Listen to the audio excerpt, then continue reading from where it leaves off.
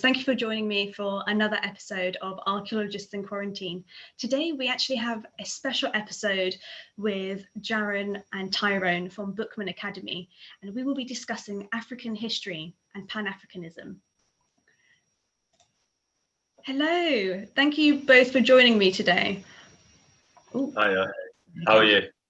Oh, I'm good, thank you. How are you both? Yeah, doing well. Yeah, good. Can't complain. You know, it's actually quite nice for once to have a setup where there's two of you together. It's much nicer, It's easier to navigate. So thank you for that. It's going to make it easier, I think, today for the live stream. Yeah. So I think the first thing is, how are you both feeling with what's going on in the media right now?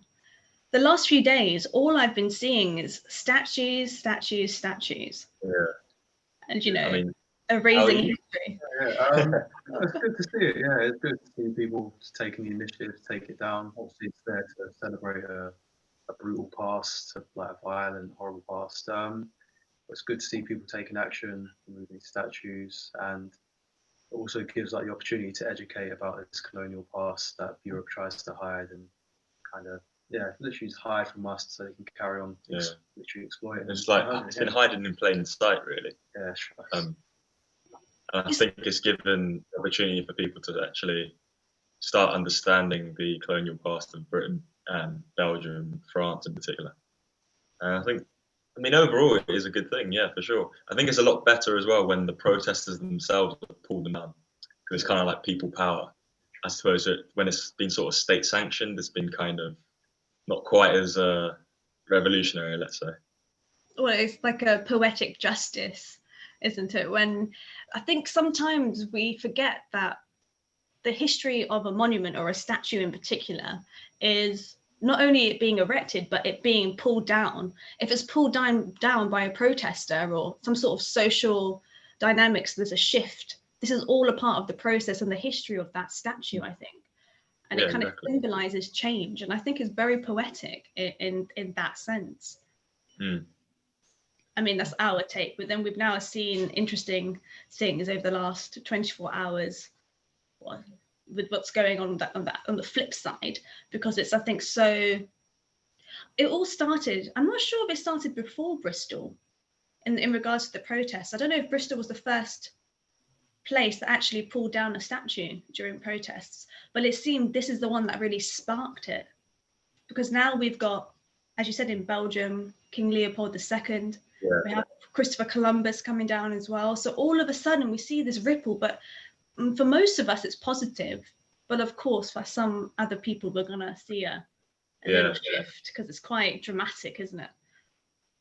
Yeah, exactly. I think the counter protest of the other day, I mean, it's not surprising, is it, if we're being honest? I think Britain, more than any other nation, Britain tries to sort of hide its overt racist underbelly, but well, it's not really even an underbelly, is it really?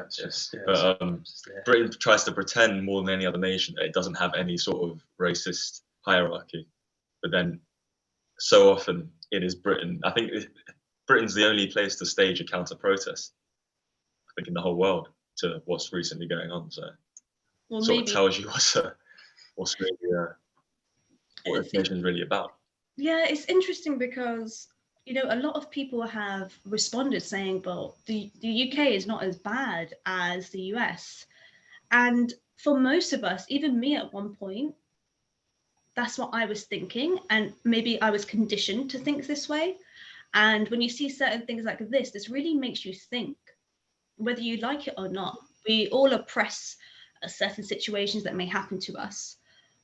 We're so used to oppressing it. I'm very used to oppressing my emotions from when something negative maybe happens to me because of my complexion, right?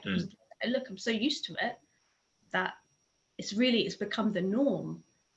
So I think this protest has really pushed all of us, I think, to address it, whether we like it or not, that the UK does have some issues. Yeah, it's put it, I think, a mixture of things have basically put racism at the forefront. At least its most overt its most visceral head has been reared, basically.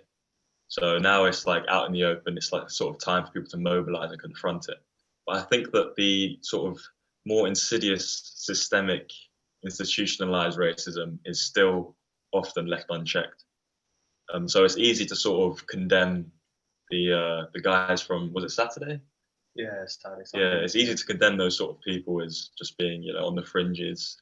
But it's a lot harder when we come into, critiquing government policies and, the extracting of wealth from African and Asian nations. It becomes a lot more sort of difficult for those conversations to be had, I feel. Well, it's going to change. I mean, if they do address it, this is going to be not only the UK, it'll be a domino effect. And as we said, with systematic racism, these are hundreds of years we're talking about. This is very difficult. And I remember I made a video recently on colonialism and racism. And I wanted to start from that topic because I think people need to understand that whether we like it or not, racism has become ingrained in society. And most of us don't even notice it. And this is the problem, we don't notice it. And now we have to address it. That's what this has really done, I think. It's made us, I know, sorry, I'm going a bit more political than I normally do for my viewers, but I just feel, I mean, for me, it's a bit more. For you guys, I guess it's a bit more usual for you guys to talk about this, but for me, it's very difficult. And I think maybe that's what it is. This is pushing all of us, as I said earlier, it's pushing all of us to address it. No matter where, what your complexion is, we're all a part of it. So yeah, I think particularly for white people, because white has become default, they're able to turn a blind eye and not notice it. I think for Black people in particular, also Asian people, because it's so obvious and in your face, so like throughout your life, it's just continuous. You're always aware of it. You're always aware of yourself, and then obviously you get told to know your place basically and be grateful. But I think when these sort of events happen, it pushes everything to the forefront, and then white people suddenly almost realize, oh, this, they're not all, going a bit crazy and talking rubbish. It's actually real, sort of thing. So I think these events serve a purpose of sort of mobilizing. And like you said, it becomes a ripple effect across different nations, particularly now with the internet. So we can see right now, for example, if the United States were to do something drastic and stage some sort of protest against something that's like a sort of universal injustice, we could then mobilize over here and then over in Jamaica and then over in Nigeria. So I think the internet itself has sort of helped a lot of this global mobilization. Anything to add, Jaron? I know I saw your, well, I heard your BBC interview that you had. So if you could tell us about that. Oh, well, that's you. Really? Okay, so you said in your description that it was Jaron. Did I? Your Instagram post, yes. I thought, I'm sure you said in Instagram you did. Yeah. Okay, how was the BBC interview then? Apologies.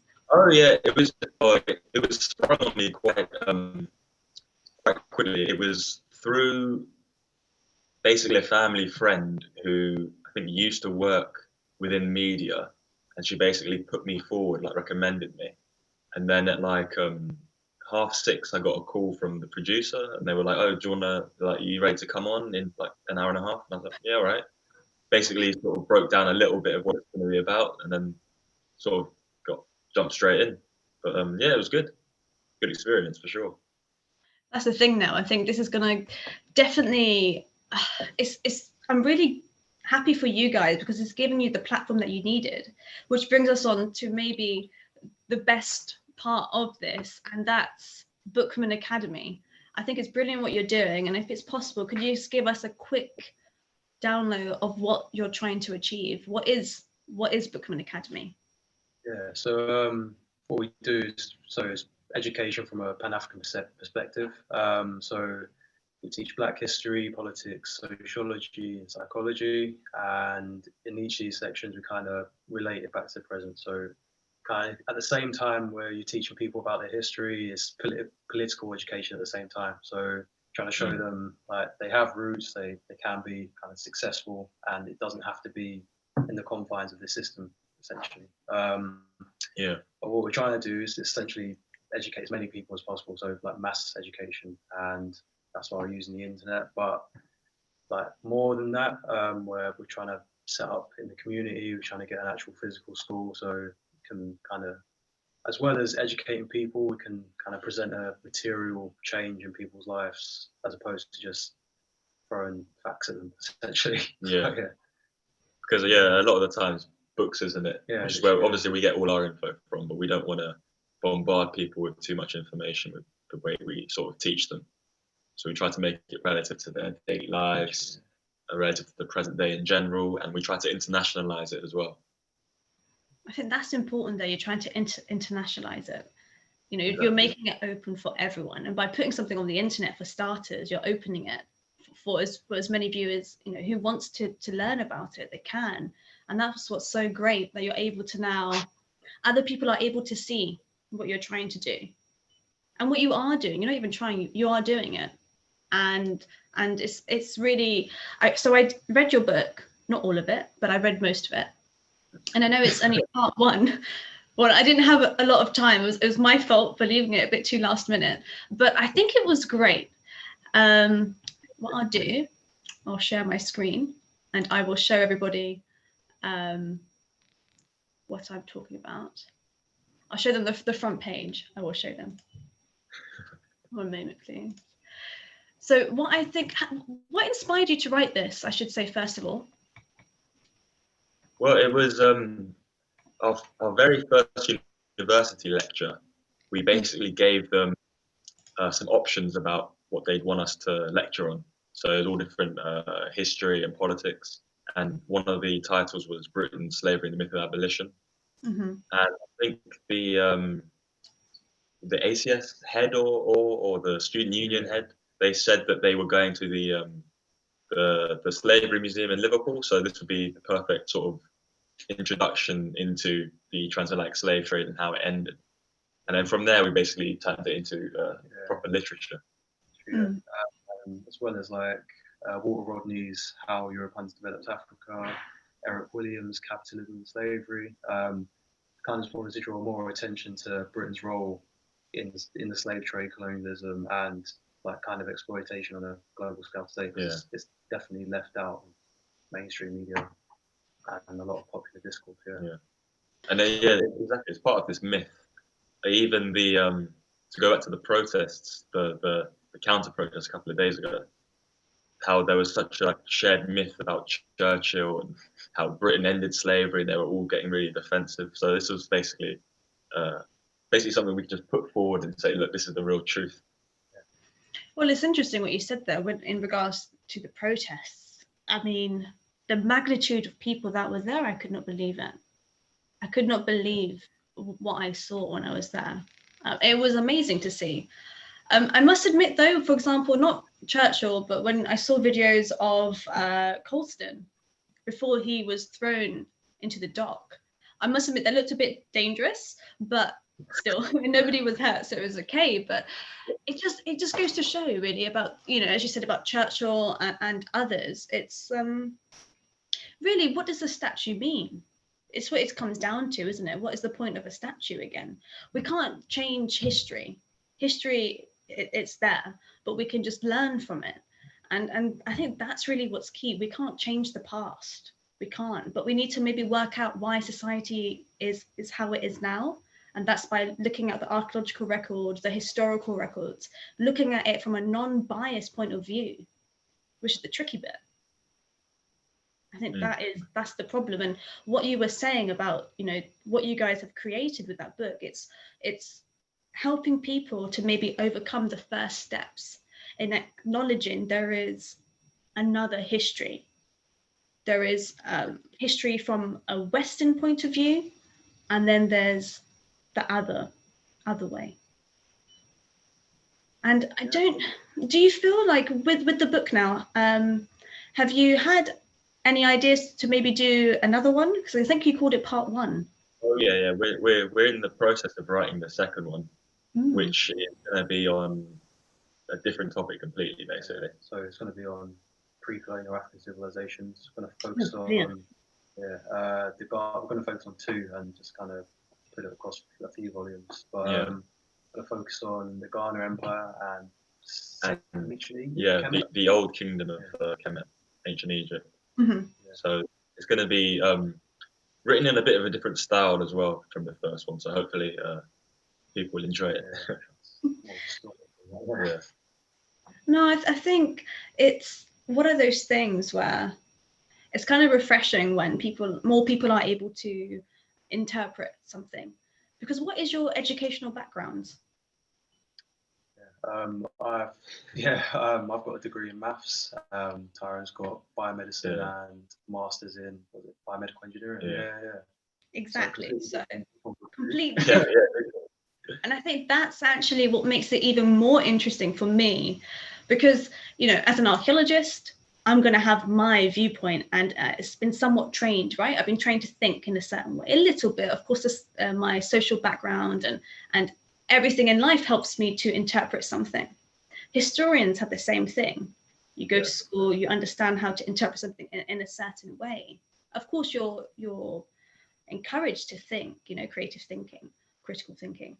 But the fact that your backgrounds are not even in that domain, I think it makes it even more interesting, and why people should maybe even read it, because I guess this book, is it maybe something that you wish that you had read when you were younger? Probably. Yeah, I'd say so, to be honest. Especially some of the, I'd say all of it, to be fair, not to gas ourselves up or anything, but I think it's a lot less daunting because there's illustrations as well, and it's broken up sort of quite simply. It's a lot less daunting than, say, a full-on textbook. Yeah, it's easy to digest. Exactly. And that's, as we said earlier, you have to make it accessible, which reminds me of your Instagram page, which I'm going to quickly just share my screen and show everyone your Instagram, because I love it. And I'll show everyone why I love it so much. Let me just open it up. Oh, 1 moment, please. And the reason I couldn't believe when you told me that you actually drew this all yourself. I think that's incredible. It makes it even more important in a way, because you're able to perceive the information, right? You have the information that you want to show it in a certain way, and you're able to do it because you're literally drawing it. Yeah. Right, so for everybody watching, this is Boukman Academy's Instagram account, and you can see all the visuals right here. Even this, I love how you've done that. That's done by our friend Joe. Yeah, one of our good friends did the graphics, like the icons. And then the illustrations inside the book was Tyrone. Yeah. So it's all like self-sourced and self-sufficient as possible, sort of thing. I think that's makes it even more, because you're trying to show. And one of those things, when you're able to create or be a part of the creating process, you're really able to highlight, the meanings behind what you're trying to say. Exactly. Like this can be perceived in so many different ways, but I think it's very beautiful. Do you know what was the meaning behind this? Was it in the sense of maybe subconsciously? Yeah, like an extension of thought. Because this is the icon for the think pieces section of the website, where we have essays and people can submit their own writing. So it's like thoughts being extended and exchanged. I love it. Sorry. So I love to show the pages, because it shows again the creative aspect of it. So if we go, I'll show everyone as well. I'd like to show them just one page from your book. I don't want to show too much, because obviously people need to buy it. But I will show just the beginning of it. They will come tweet. They will come tweet with the screen. Yeah, that's true. I'll do it really fast. So as you can see, everybody, this is the book Britain, Slavery and the Myth of Abomination, issue 1. Very powerful there, that image right there. And just from an idea. Oh, can you not see? Can you see it?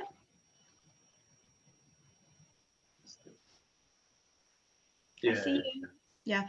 So this is an example of Tyrone's artwork right here. Just a little glimpse. And this one. So that's the Great Mosque at Jenny. Exactly, yeah. The Empire of Mali. Yes, I actually have a photo of Mali somewhere that I was going to show later.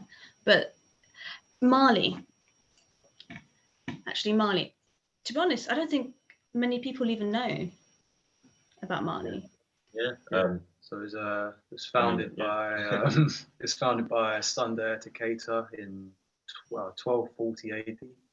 That was after he united a lot of the Mandingo clans and groups in the area and overthrew the Ghanaian Empire.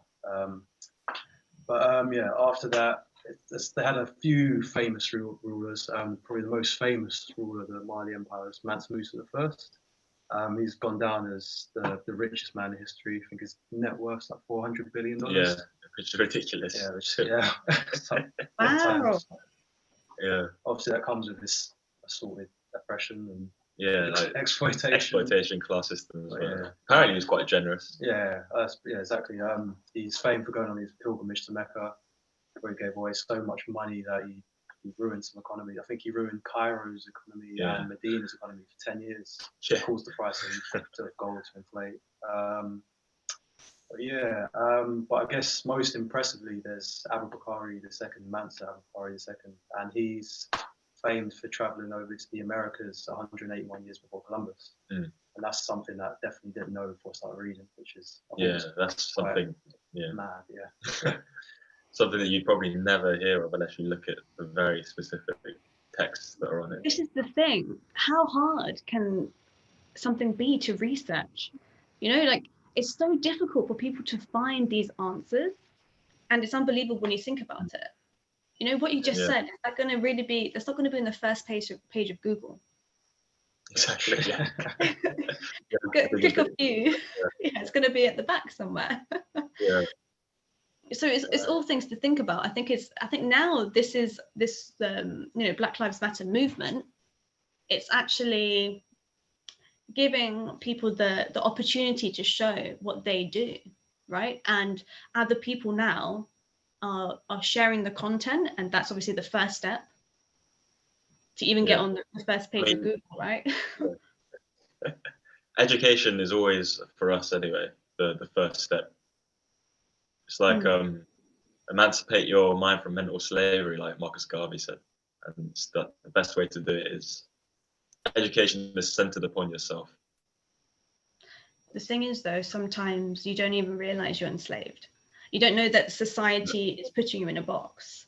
You don't. A lot of people don't realize this.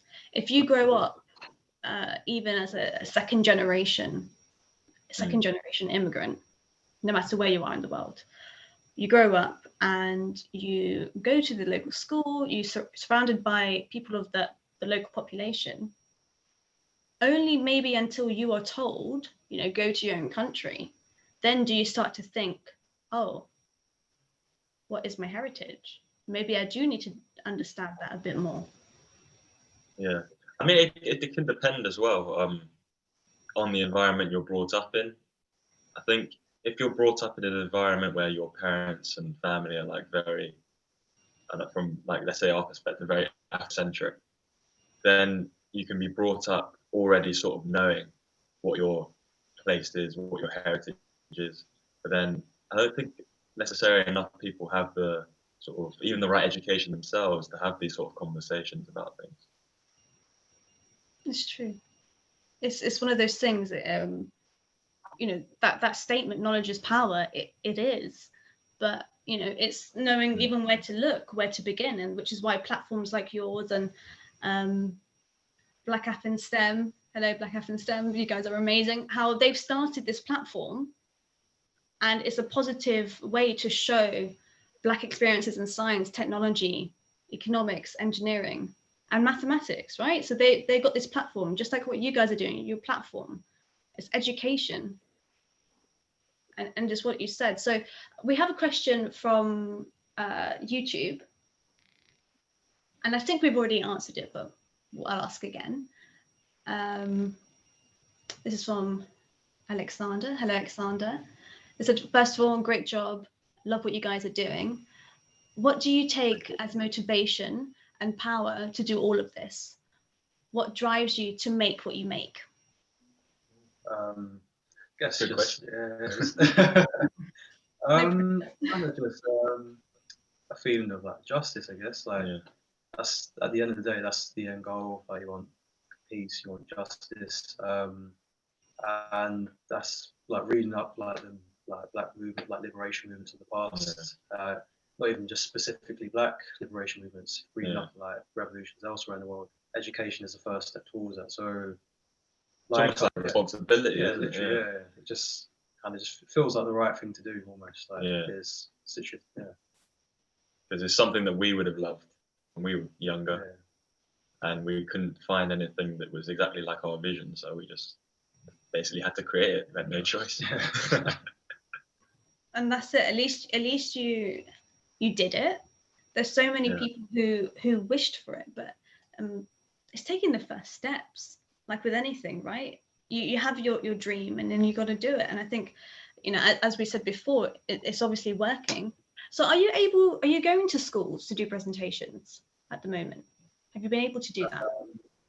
Not currently, but after this kind of coronavirus dies down, then definitely, I think as well as doing that, we'll be more focused on getting our own space where we can actually get like hosting our own events and stuff. Kind of on a regular sort of weekly or bi-monthly basis. People can come to us. Where would you be based? Did you have an idea? Be in London somewhere. At least for now, in London. And hopefully if we ever sort of begin to grow, we can launch other bases in other African and Caribbean areas. So Birmingham, Leeds, for example. And even beyond and the UK. then, internationalize it. Just like the sort of education. It's just like linking the sort of struggle into, transnational without borders, because that's what it really is. But I think because of the nature of the world in terms of how it's been built, and there's been such a defined emphasis on borders and nations, people sometimes don't really see the connections between, what's happening here. It's like Malcolm X said, you don't understand what's happening in the Congo, you won't understand what's happening in the Mississippi. So I think that's basically our ethos, isn't it? Yeah. And hopefully that starts with an online school. Yeah, exactly. Let's say for the next 6 months, would you say that you'd like to online, like webinar sort of format, where you could do something? Yeah, we're launching that soon. Sorry, I think it's gone delayed a bit. But yeah, we're going to be launching webinars soon. We're going to kind of structure it on a week-by-week basis, cover a few topics each week, and kind of just build up it's literally a virtual classroom, essentially. Yeah. So take people like adults, kids through courses. Just literally let them know about themselves, let them know about the world around them, and know that they're part of a kind of shared experience. Well, I think maybe let's get into African history and Pan-Africanism. Maybe first, what is Pan-Africanism? I think let's start with this, if possible. So Pan-Africanism is the like political ideology and philosophy that unites all Black people. It's on the basis that we all have a shared experience living under white supremacist capitalism. That's obviously because of slavery, colonialism, neocolonialism. But it's a philosophy, it's an ideology that centers anti-racism, anti-exploitation, and unity, love, and justice as the kind of the core values, the core tenets. I think that's pretty good, yeah, I'd say. And I'd just like to add, for some people, they might find that, what you're saying right now it sounds very inclusive. But I think what people don't understand, who is not from that heritage, that ethnicity, is, you guys are always thrown with education. You need to educate yourself, right? But when you want to start educating yourselves, then you're going to always get the issues of why are you just teaching African history? But I don't think people understand is you're not giving any opportunity at school to learn about African history. If you're lucky, in university, you might learn about colonialism, if you're lucky. But otherwise, there's no opportunity. And I think people don't understand that. So just for anyone who's a bit taken aback, some sort of offended by what they said. I think just understand from another viewpoint that unfortunately not everybody understands what happens outside of Europe. I mean, if I'm going to share this photo, and this photo just really sums it up for me. Is it this photo?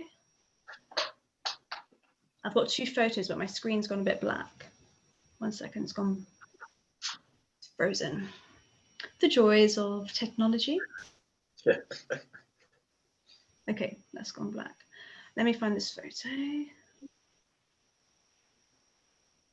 It's right in front of me. I don't know why. I'll try again.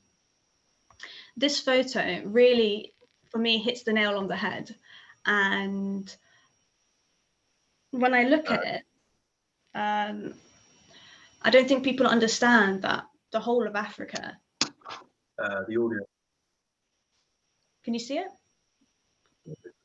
Yeah, it's working now. Yeah, okay. Yes, apologies everyone for a slight delay in Wi-Fi today. I blame the weather. Yeah, exactly. This image, to me, really, it speaks for itself. Mm.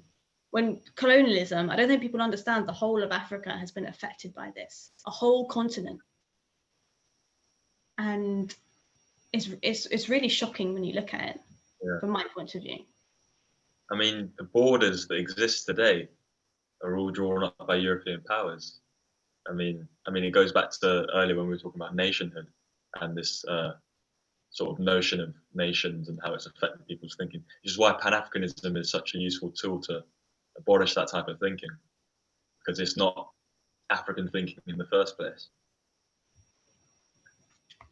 Just what you said there, it's not, it's so true. It's ideology, right? So as you said, these borders were created by someone else. And I can't remember if it was your book or a video I was watching now. I can't remember because I've been like power reading and power watching as much as I can. Somebody said about how this idea of tribes was actually imposed by Western society. It wasn't, when they had tribes in Africa, it wasn't the tribes in the sense of how now we're told. They mean tribes in a large cluster of people in one area. And it's little things like this, the language that's used to describe people. This is also maybe a slight problem when we look at historical, especially historical records, I think. I don't think people realize we need to understand who's writing it and what perspective they have when they're writing a document, when they're traveling. As well, because a lot of the historians, even present, have agendas.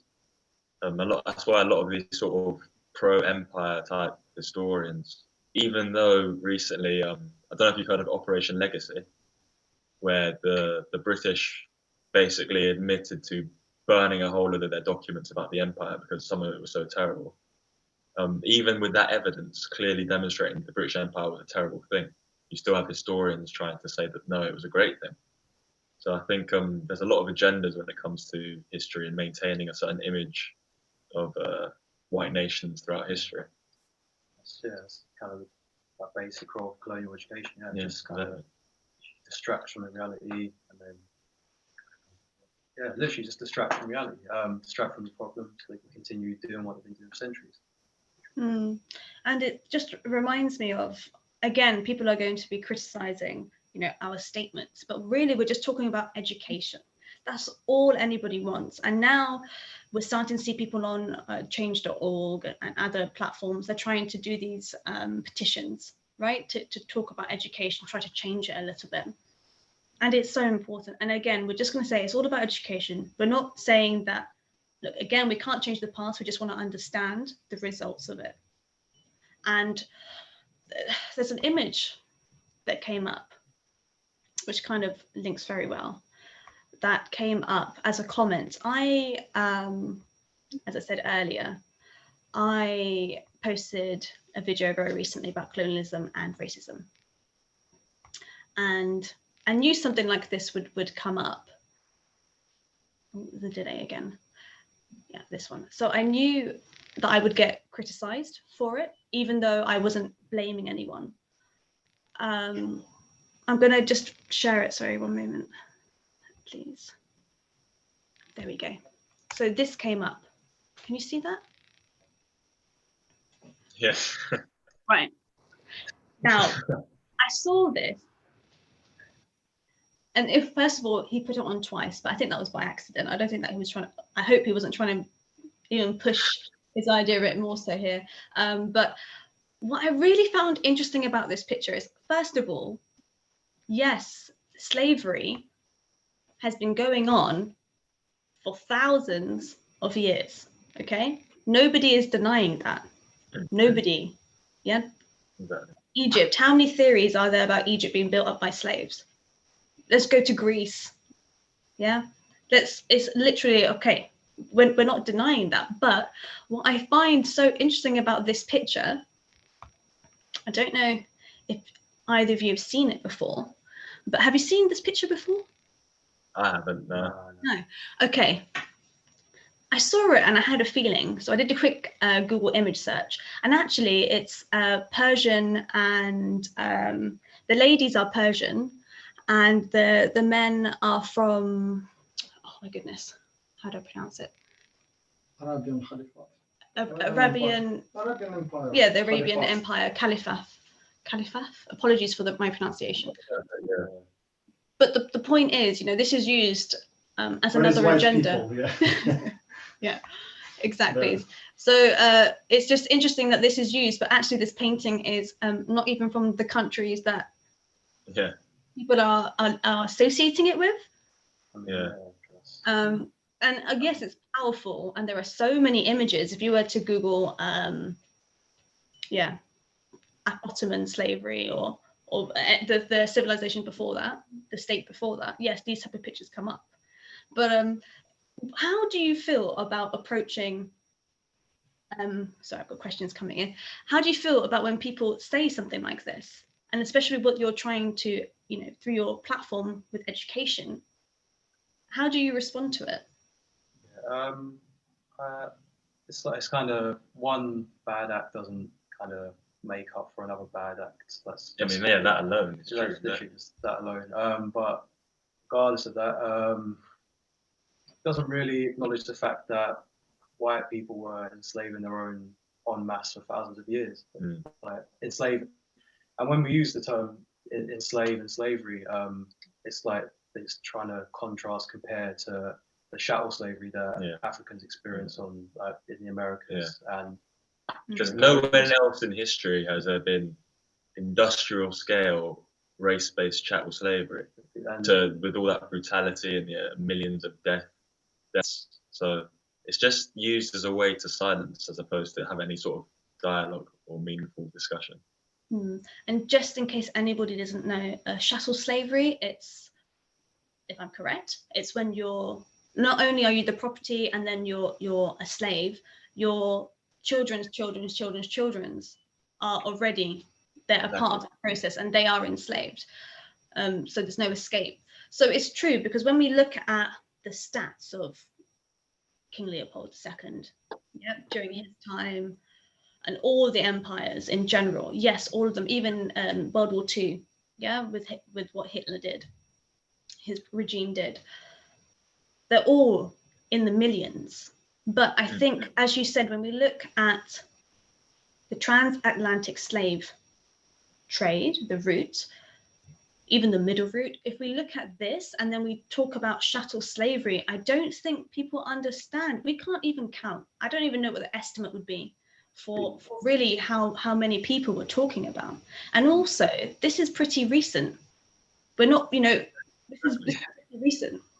It's not during ancient Rome we're talking about. We're talking about, I mean, I watched Dave Chappelle the other day, and he said his granddad's grandmother was a slave.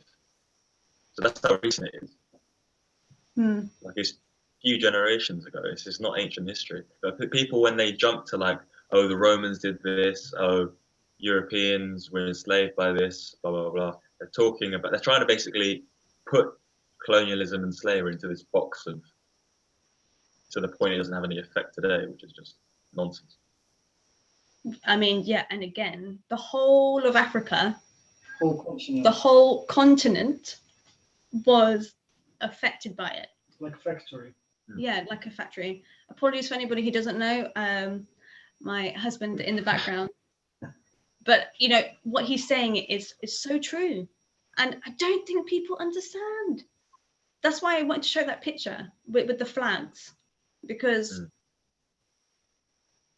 I can't get over it. I don't think, you know, and this is what we're not taught. And I'm not. And of course, if we look in Asia, the same stuff is happening, but again, not to the impact as you said with chattel slavery. And of course, yes, the Romans, they probably had the same thing, but again, I don't think it's to this extent. Yeah, and even after the transatlantic slave trade, Africans were enslaved within their own homes, like with colonialism. Exactly. Like, wasn't much different, like the kind of brutality they experienced. Like, so again, like it's kind of legacy. The kind of want to segment it, say slavery was the worst, and colonialism got a bit better. Now utopia today, kind of thing. But it's just continuation. Well, even what 1950s. Yeah, all the way through. I mean, you can argue it continues to today. If you look at, say, the Congo, where people are like 80% of the population is paid less than 62 cents a day or something, and then you've got like these massive 747s that literally land next to all of the huge digs where there's loads of tantalum, collect all the tantalum, and fly back to America. You know, if that's not slavery by name, you know, what else is it? So literally it's been continuous for the last 6 centuries. And then of course we do have modern day slavery and human trafficking and all of this. I mean, throughout the whole time, really whatever civilization you think of, there is some sort of slavery associated with it. And whether we like it or not, that's a part of, it seems to be a part of human culture, which it's quite horrid to even think of. But unfortunately, I can't think, I don't know when it started, but it seems in written records, there is some sort of, somehow some sort of enslavement. Yeah. Okay, yeah, not to the extent that Europeans have done it. Yeah. Like, people can't have like a sort of standard discussion about different forms of slavery and the different societies and how they use slaves, because they just basically don't really care, do they? And then of course the European slavery is racialized as well, in that kind of rhetoric, with especially with like the racial oppression element, kind of saying it has existed or can exist in other groups, kind of implies that other groups are capable of it, when other groups in history that have not kind of gone out and subjugated people on the basis of race, except from European people. Yeah, I mean, you could argue the Arabs as well to an extent. Oh yeah, that's true. With the trans-Saharan slavery. But that wasn't. I guess that wouldn't be classed as industrialized in the same way. I mean, it impacted the region and a lot of states. But yes, I think maybe in the sense, maybe in the magnitude of what we're talking about, I don't know. I don't think so. But then again, it may depend from our perspective. We all, whether we like it or not, we're going to have some sort of bias when we approach information. I actually have a question from MF Jim. Thank you, MF Jim. And they've asked, what are your thoughts? He's someone I know. Oh, okay. Yeah. Okay. They asked, what are your thoughts on the acquisition of African artifacts that are presented in Western museums?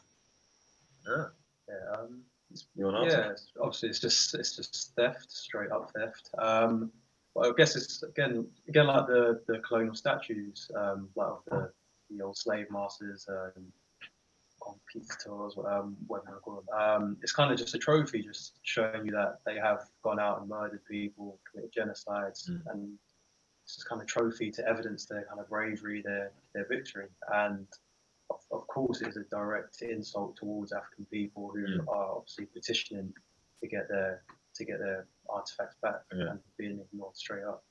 You see things like, even with just like talk about artifacts, because like German Southwest Africa, where like Germans would actually steal skulls of their victims and put them in museums. And I think it was the Over Herrera people, they only got the 300 or so skulls of the victims of the genocide there. They only got returned in like 2014, 2016.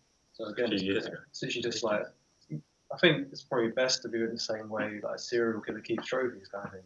Yeah, but you And know, as well, to link it back to the political side, is that the powers that be in charge of Britain and America and elsewhere will demonize the average working class person who goes and maybe, I don't know, steals a loaf of bread or steals someone's phone, and paints them to be the worst person of all time and put them in prison for 10 years when they're out here stealing trophies of civilizations and stealing actual people.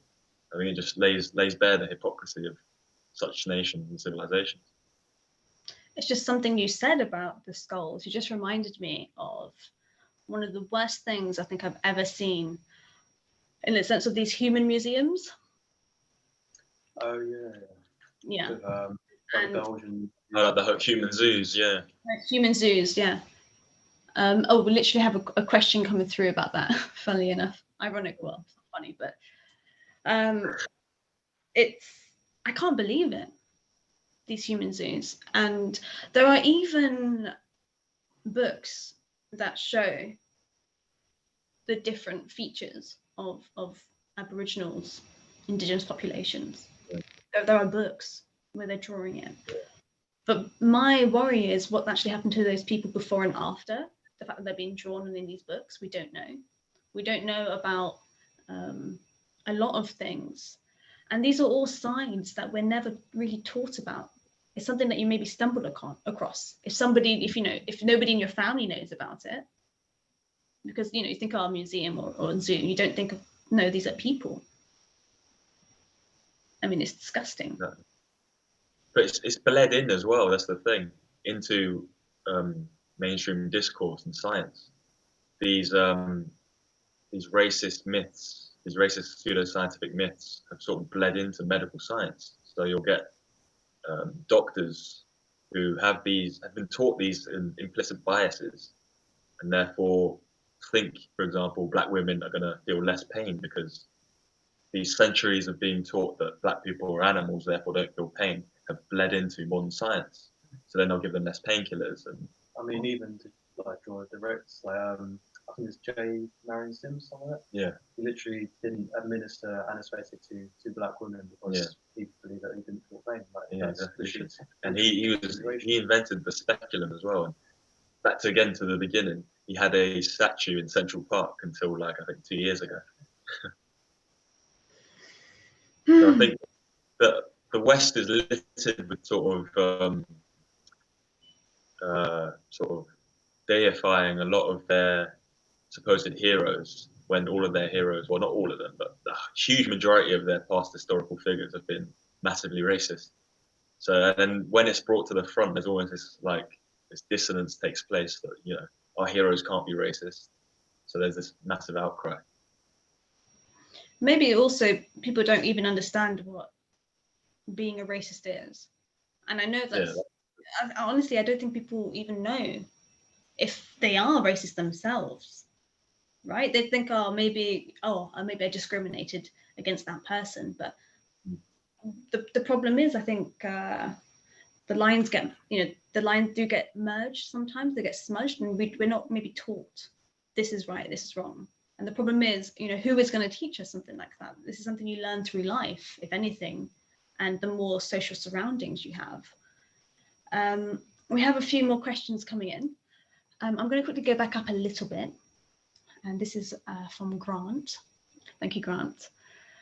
They've asked, okay, so for example, so he's put IE. So for example, Churchill as a hero, without the uncomfortable truth of the Western betrayal, racism and tax dodging that challenges their some people national identity. Okay. Sorry, I missed the first part. Apologies. He was asking, to what extent would you say part of the problem is for countries and people are willing to present and identify with heritage they feel comfortable with rather than the full historical picture? So I think really what he's asking here is, sometimes we focus on the positives, right? We focus on the winning philosophy, right? We don't focus on everything that happens behind. So with somebody like Churchill, we focus on him being a hero for World War II, when the uncomfortable truth is everything else he has done, and his character maybe is now being challenged. So I think, yeah, so that's the question. How can we maybe go around that? How can we move forward? I guess to say that Churchill's a hero is instead of a genocidal maniac, it's a bit, yeah. But if we're gonna engage in this kind of designating heroes, kind of like this kind of discourse, then you need to pay credit where it's due, kind of thing. So it'd be, instead of it being Churchill, it'd be the soldiers, well, the millions of soldiers from like the colonies, even the European soldiers to an extent. Africa, Caribbean, India, those were, there were 2 million Indian soldiers who fought in both world wars. So, surely they should get as much spotlight, if not more so. I think 400,000 British soldiers died. I think it was something like this. The stats were, and I think it was maybe 200,000 or 600,000 American. I know it's quite big, but so many stats. But I think, we don't even realize that in the grand scheme of things, if we were to compare other countries, British, as in people who were born in the UK, they were actually didn't have as much of a loss as other countries did, who are the allies. So again, this kind of continues on with how do we teach, the winners, the winners story or everything else. It's a bit of a tricky. I think even putting the kind of the winners like story into context, like Churchill, after it's either before or after, he went on to kill like 30 something million Indian people, like through famines, and Kenya as well. And exactly, like so long after the fighting against the Nazis who had concentration camps, Churchill puts Kenyan people into concentration camps, Africa. Like by the hundreds of thousands. Yeah. So it's just and you kind of with its kind of suppressed legacy as well. Even at the time, he was saying don't publish the correct numbers of them, like massacres. We don't want it to seem like we're killing too many people in World War II, and the Holocaust. So they knew what they were. It's like they knew what they were doing. Cool. But this whole hero worship of genocidal maniacs, it basically serves the white supremacist agenda.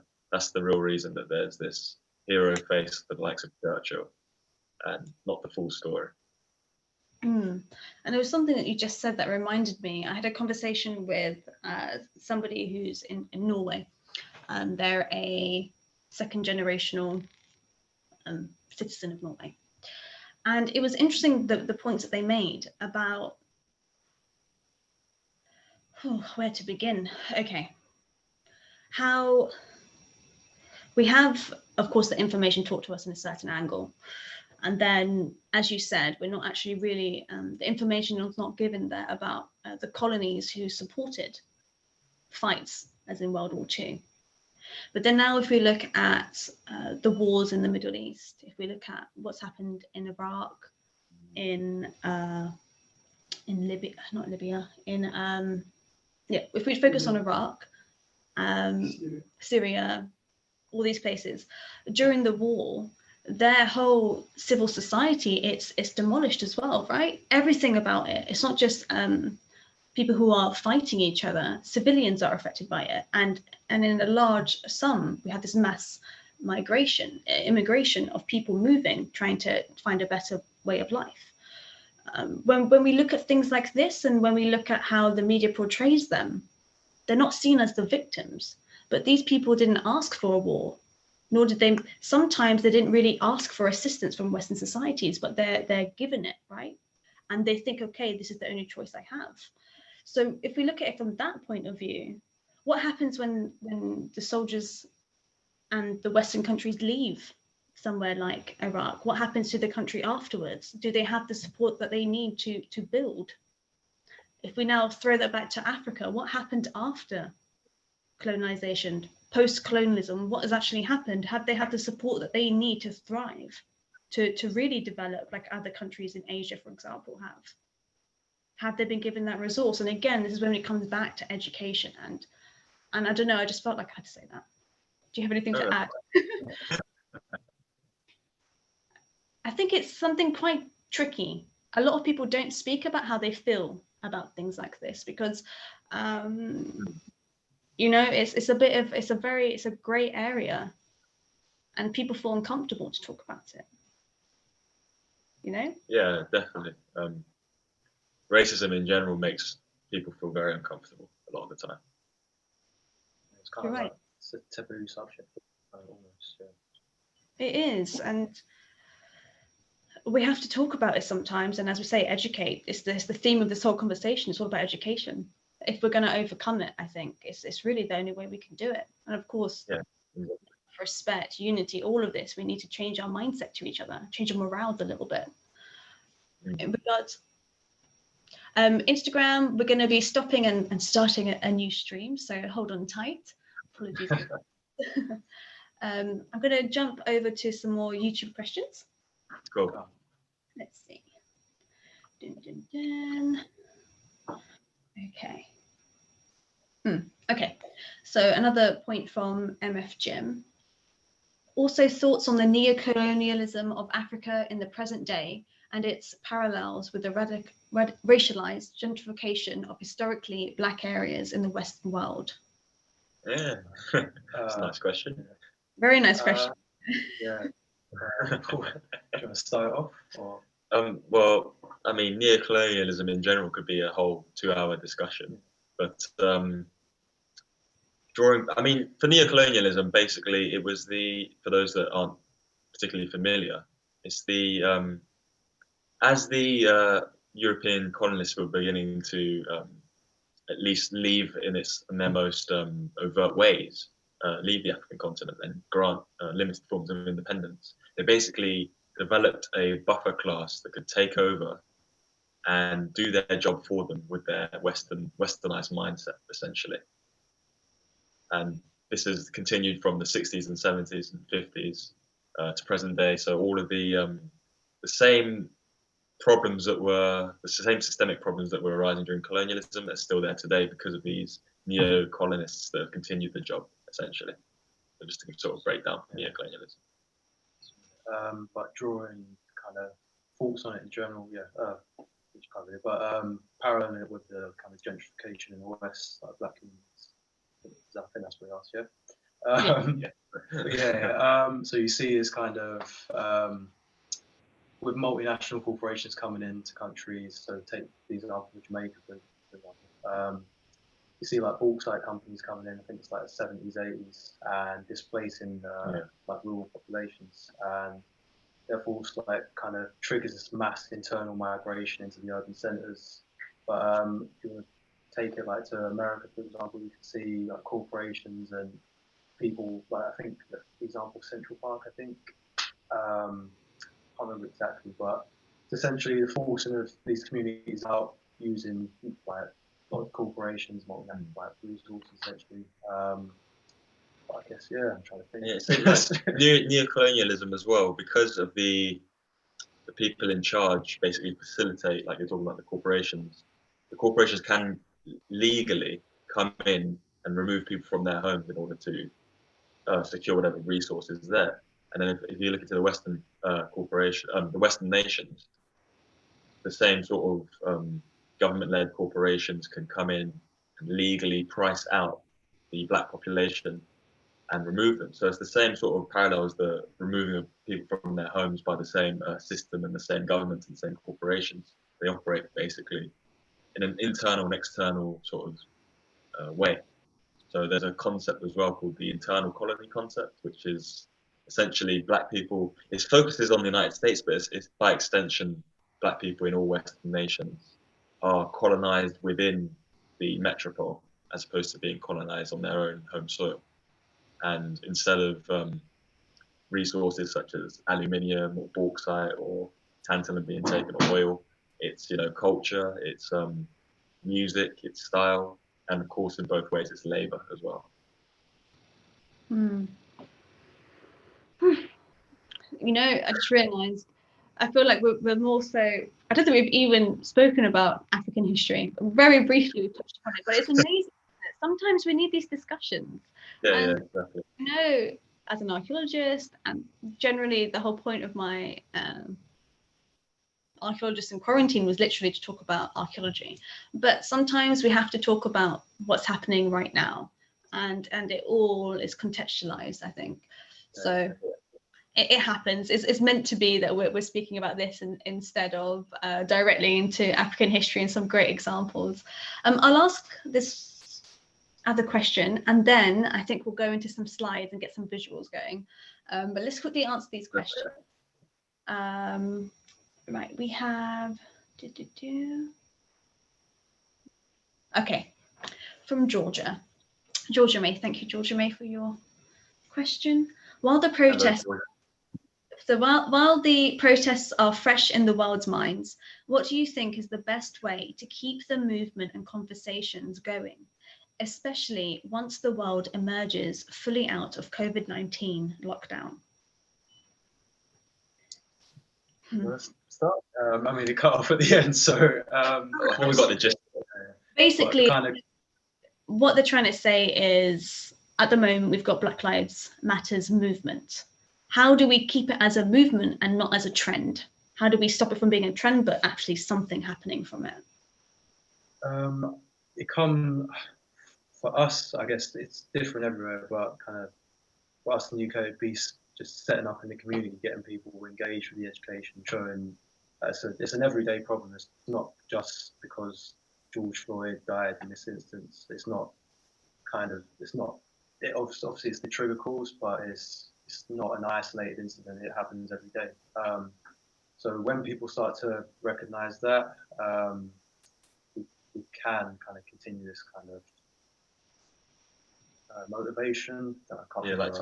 Transform the mobilization that's been happening, create organizations, create community-led sort of empowerment initiatives, and basically don't just let the protest be the only thing you do.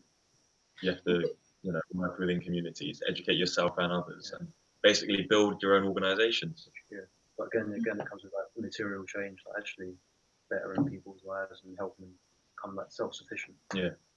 And you kind of answered the next question, which was by Barbara. Thank you, Barbara. And she had asked, how do you educate the young children and adults without creating hate and crime? Can you say that again, please? So kind of following on from what you just said, we have a question from Barbara. How do you educate the young children and adults without creating hate and crime? People get angry when with each other. We've seen what's happened over the last few days, right? Yeah, the protests and you have the counter protests. So moving forward, how can we do it without hate and crime? I think when you begin to learn about these sort of subjects, the understanding almost alleviates some of the anger that you might feel and the rage you might feel. I think just by understanding it more. So I think, and then obviously delivering it in a way that's palatable, in a way that's easy to digest. Maybe not always just using the written word, but video and audio learning as well. I think it gives people, although they may be outraged and angry at a lot of the things that they learn, it also gives them sort of comfort and solace because they know it. And then you'd have to put the question back as well, like, what kind of anger and violence is the education we receive today called? So that's true as well, yeah.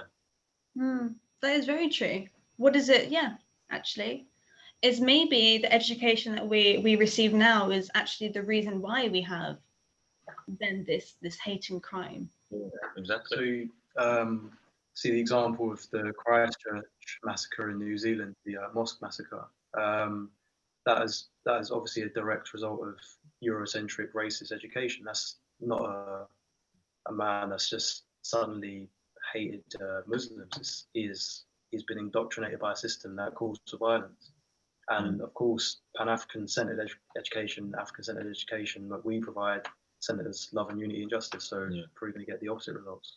Yeah, exactly.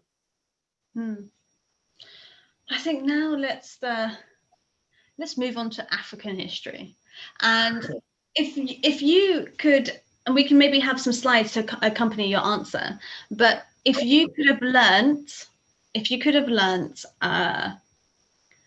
anything in school, what would your civilization have been? And maybe some of your slides could be a visual tool.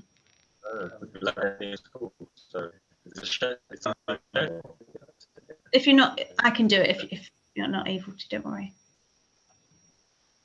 Oh Yeah. Apparently, it's not going to work on this side. No. But yeah, do you want to start? What page number is it? And I'll find it. Or you can tell me and I'll find it as you're speaking, actually. There's no problem. So please start and I'll look for it. All right, I'll start. So is the question if I could learn about any civilization during school? Yeah, what would you learn? Or what's your favorite one when you were researching African history? I mean, I don't want to be typical and say Kemet and ancient Egypt. It's definitely up there. So, but I feel like you often get at least a slight taste in school. So I'm not going to say that. I'll probably say a lot of the empires of West Africa. So the Mali Empire, the Songhai Empire, ancient Ghana. So that's sorry. So what page is that going to be? It's going to be quite a few down. Yeah, it's going to be. So yeah, from page 54. Page 54. Some of the, yeah. Okay.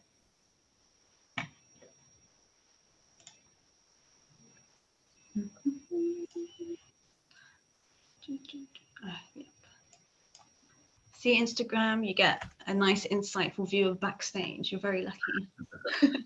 Okay. Oh yes, I agree. Oh, I love this. Okay, sorry. Let me just. Actually, what you're about to speak about, it's something. Oops, it's something that I started to learn when I decided that I need to share more content on African history. It was actually this region that I was able to find the most information. Oh, interesting. Other than Egypt, Egypt is Egypt. We all know and love it. But when you come to this, look at these beauties. So is this the page you're talking about? Yeah, from here. Yeah. So from here, there's quite a lot. Yeah. So in school, I think the artwork itself is such a great thing to draw people in as well, because it's so. I mean, so much of what we're sort of taught is European style art. You know, Picasso, Cubism. It's all just this basically done repackaged. Yeah. Done hundreds and hundreds of years later. Yeah. So I think the artwork is so striking for this area, and the way they made some of the sculptures. Yeah, if you see the Ivo Ukwu one, the one below. Yeah, that's just the way that's been carved. They used to use what was known as the lost wax technique, and I mean, you just see how like amazing some of these sculptures are. And I think there's such a draw you into the actual history. A lot of the art and the culture is such a great way to do that. And you know what's interesting? Oh, sorry. I was just going to say that two things. For more this technique, the wax technique, I just posted today actually the Benin bronze. They're referred to as bronze, but actually not bronze. But yeah, you can see examples of they were repatriated. If memory serves, they were repatriated, those bronze casts. So there are sometimes, oh no, they weren't, well, technically they're on loan. I do apologise, not repatriated. Oh yeah, didn't they say they're going to loan them back? Yeah, I remember when there were discussions about it, which yeah, ridiculous. Apologies, please carry on, yeah. Beautiful images that you don't actually see. We're not used to seeing this sort of stuff. Exactly. If you keep going, it gets to the Yoruba civilizations and the heads of Ife, which are amazing.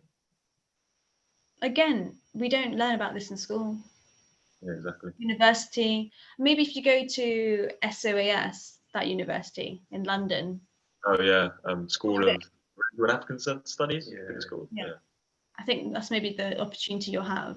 But these are beautiful. Yeah, so I think I mean from there you can just jump into the civilizations themselves. Yeah, so I think Europe civilization is existing from around it was existing in the BC. I think it was from like 1000 BC, but yeah, at least 1000 yeah, BC. it sprung like it got to its height, I think 900 AD. Yeah. And it sprung into kind of city states like you see in ancient Greece or more relevant Phoenicia. But yeah, in these city states, they had like massive populations, like 150,000 to 200,000 people. I think London around the same time had a population around 20,000 people. So just kind of scale of it. So these cities were all completely walled, completely paved. I think in the capital, I think it's Oyo. I haven't done this in a while. Oyo, the ruler lived in a palace that was around, the royal palace was called the Affin, and that palace was around 30 times the size of Buckingham Palace today. Yeah, it's quite mad. And the same ruler called, I think it was Oni. I think they were called Oni, but there was one ruler specifically. Oni alone. Yeah, that's it. And she was famed for paving the entire city essentially. And the interesting thing about the pavements is that they're decorated using corn cobs. And for those of you who study history, you know that corn cobs didn't grow anywhere outside of the Americas prior to European colonization. So that means there was possibly a one-way, two-way link between these medieval Americans and the Europeans. Yeah. And that's the same thing we see in Mali as well, which kind of backs it up. Yeah. There's also Sungbo's Eredo, which is a massive moat, which is 400 square miles around, I think. Yeah. Which is in the Guinness Book of Records, but you know, you'd never hear of it. And it's I think it's 20 meters wide, 70 meters down, dug around 400 square miles. I actually have a post. I'm going to find one because it's amazing.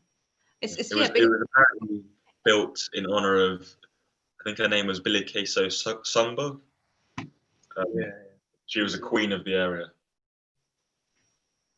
I think it's same one. There's one in Benin City as well. Wall.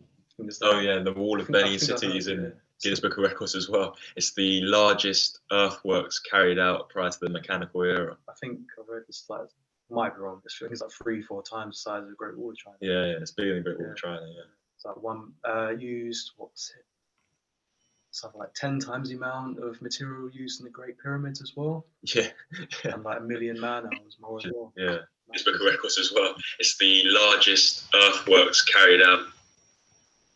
What's just happened? Hello. Yeah, don't know what just happened. Can you hear me? Yeah. You hear us? Yeah, I don't know. I pressed something. That's fine. Yeah, I just wanted to show. Is it gone?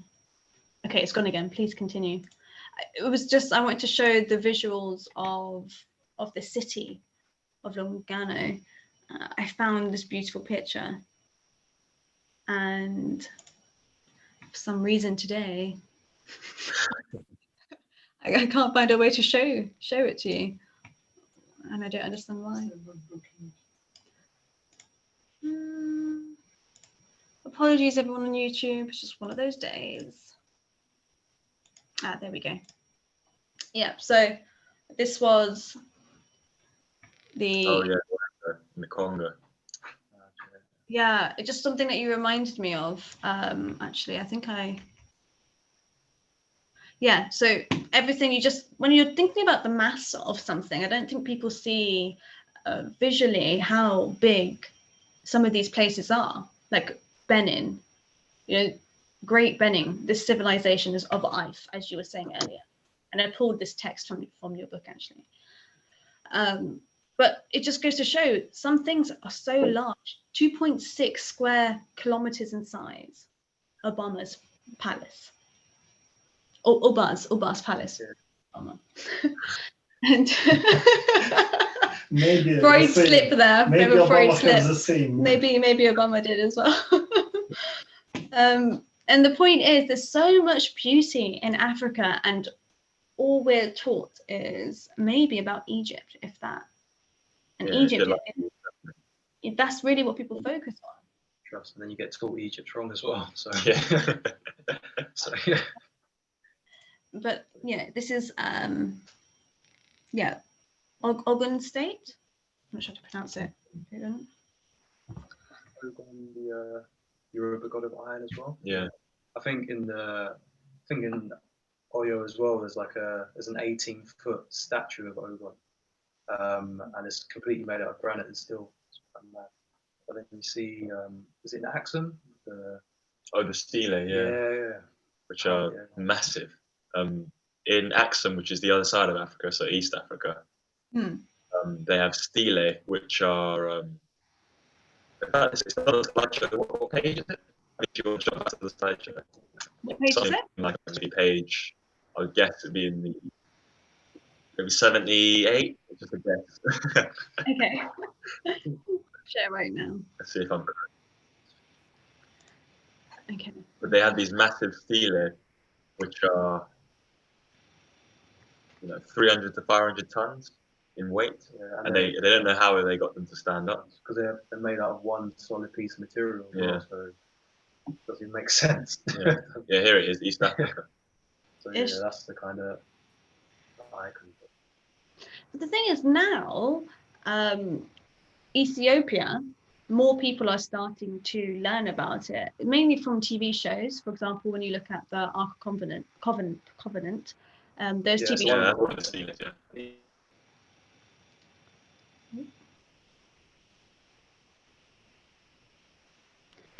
Even the church on the left.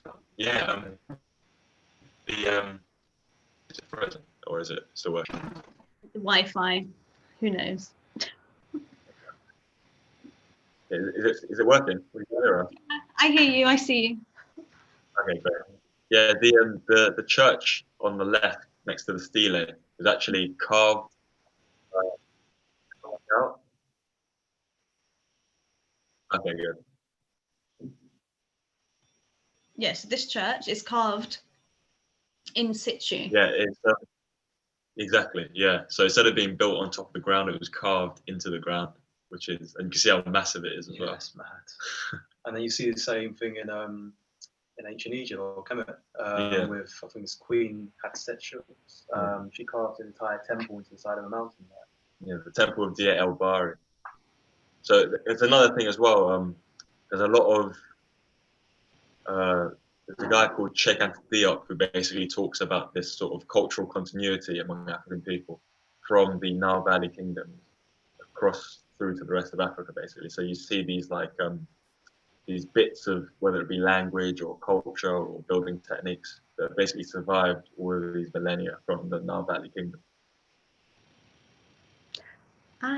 You've just reminded me. I'm sure we have a photo of that at the beginning. I think, don't we? Nile Valley that we can show. Yeah. Well, it's nope. No, I don't think we do. But you just reminded me of this, and I think because of maybe how the Wi-Fi is going right now, I think this will be a lovely place to maybe finish today's live stream. Okay. Just because I think the internet keeps cutting out, so I'm not sure with bandwidth what's going on. But well, if there's any questions, now's your time to type them in. And I love this right here. These are Lebombo bone and Ishango bone. And could you both please tell me something a little bit about that? So the Lebombo bone is what is considered the oldest mathematical tool in history. It's supposedly around 46,000 BC it was supposed to be carved, and it shows 29 notches. So a lot of the sort of archaeologists and sort of, I guess, ancient mathematicians, they think that it might have been used to track menstrual cycles for women. So the first mathematicians in history were women. That's their thinking. Yeah. There's a computer science professor and mathematician you can check out called C.K. Raju. I think it's a book called Euclid and Jesus. There's another one as well, and 11 Pictures of Time, but he goes into kind of decolonial mathematics, just shows where the origins are.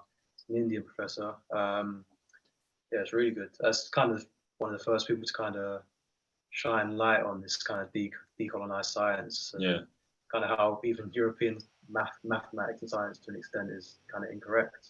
interpreted incorrectly. But that's another day. Talk about that another Yeah, day. that's could be again an entire Zoom video again. And I can't remember. The Ashango bone. Yeah, go on. I was going to say, if I remember correctly, the Ashango bone is a baboon's bone, right? Yeah, it's the tibia of a baboon. Yeah, it's a little newer. I think it's maybe 20,000 BC, I think, or maybe 25,000 BC, the Shango bone. But it shows more complex mathematics. It shows some arithmetic, and I think on the one side it has like a cataloguing of prime numbers. And did you learn about this at university when you were doing maths? No. Nah. When I saw this first, I thought, oh, this must be like you must have learned about that when you were studying maths, just like in some like introduction or something. No, I'm surprised. That's cool. It's from Robin Walker. There's a book called When We Ruled. Yeah, and that's kind of like gold standard African history. Like, it's like 800 pages of like African history throughout the continent, which is it's a really good book. Yeah. Very dense though. I can see. Yeah, I mean it's one of those things you do need some sort of an encyclopedia of knowledge. It's great, but one of those things. And I think actually I came across the Inshango bone when I was reading about archaeoastronomy. That's something I'm quite interested in. Yeah. And yeah, That's disciples, yeah. So it's interesting how so archaeoastronomy, literally looking at astronomy and archaeology and its connection. Places like Stonehenge, it's archaeoastronomy. Flyer and Gilkabir. You even get the temple in the Mutafan Empire has like markers for summer solstice and equinox as well. I think even I was reading recently, there's a mathematician that kind of figured out that they built pi into the structure of this building. I haven't. Oh yeah. But it'd be something to kind of look at if you're interested. Yeah. And even the families as well had like constellations in their homes, just to obviously to map out the season so they could know exactly plant and grow crops and stuff. Again, you see like it's the same cultural continuity from the Nile Valley, which is then spread throughout the whole of Africa.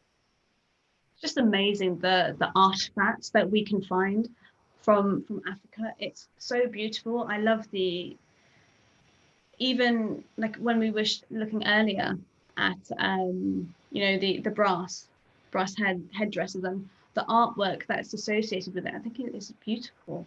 I actually have one more question via YouTube, and it's from Vlad. Hi Vlad. They've asked, what is the most what's like the greatest ancient African civilization from your point of view? That's a hard one.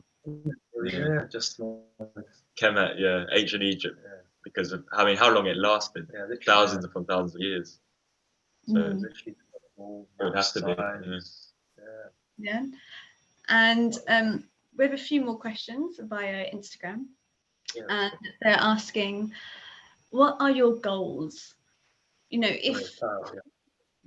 are your goals if you're able to do Boukman Academy in the future? How do you think you'll be able to use it I know you've said already before about how you'd like to set up some workshop sort of style formats, right, where people can come once a month or once a week, but is there something maybe even more than that? Would you want it to be integrated even into the school education? I mean, it'd be good, but it's not going to happen. So but end goal revolution. Yeah, literally it's revolution. So just we're kind of what's going to happen in our lifetime. Just trying to lay the foundations, correct education, correct values, just trying to lay it out. So rather than people trying to kind of pick it up as they go along, it's just kind of there. It's just already laid out. Not saying that we're trying to plan civilizations, because that's not a task for us, but we're just trying to lay out the education, literally, the revolution. To try and by revolution, I mean like the dismantling of white supremacist capitalism. Literally. Well, it's definitely a monumental task. I must admit it is. But as we say throughout the whole of this live stream, we've just been really, if there's one message, it's education. And it's really about, I think, conversing with each other. This is, from the sounds of it, so many people are giving positive feedback from this live stream. That's great. And it just seems, even just right now, talking, podcasts. You guys are doing a podcast, is it Red, Black and Green? Did I say it the right way around? Yeah. So, you know, even with these podcasts, what is the future with that? Where are you hoping to go with them? Well, they're sort of they're like almost audio lessons. So if people are, you know, not particularly inclined to read, even though we've sort of simplified it to the best of our ability, if they find, you know, audio learning a lot easier, then they can hop on the podcast and listen to those. And we cover the same subjects, but we sort of interlace them in a way that we cover sort of multiple topics and relate them all back to each other. And we just basically want to keep growing that, reaching as many people as possible. Again, because it's the internet, reaching as far as anywhere, basically. So we can just keep growing that. Yeah. And, if you like these sort of conversations, then go check it out. It's on our Patreon. Yeah, link in our Instagram bio. And it's in the description as well. All the links to Boukman Academy, the actual book where you can purchase it. £5 for the PDF. So that means you can do it right now. If you're interested, guys, just click on the button. The link's already in the description. And you can buy it. £5. That's a pint. If pubs were open, come on, that'd be on a pint right now. So you can do it. We also have links to your Instagram, your GoFundMe page. Yes, we have a GoFundMe. Yep. So actually, in regards to the GoFundMe page, what's the goal with that? Is that to gain sources for your school setup? Is that the idea behind that? Because you only launched it last week, right? If I remember correctly. Yeah, a few days old. It's fully costed. So basically, we're looking to obviously expand ourselves in terms of the education. We want to be able to provide some of our works to like Pan-African Saturday schools, for example, so children can use them to teach themselves and adults can teach them. We want to start creating video resources as well. And then free meals as well for people. Yeah, we want to do a lot more community work as well. Mental health services for adults and kids as well. And developing like a community collective sort of thing to help within communities and stuff. So on the GoFundMe, when people go on, it's basically in, I guess, segments. It shows how much we'll pay for what and what all the money's going to go towards and how it's going to be utilised, basically. And it's quite a few different projects we're sort of doing and hoping to get started. Well, I think on that note, it's been an absolute pleasure speaking to both of you today. Everybody, links are in the description. Please check them out. And if you have any questions, feel free to comment in the description and we can always do a Q&A or they can answer it at another time. But again, thank you so much. Everybody, thank you. See you all soon. Signing off, YouTube, Instagram, pleasure as always. Instagram, YouTube. Adios. Okay, YouTube is down. Instagram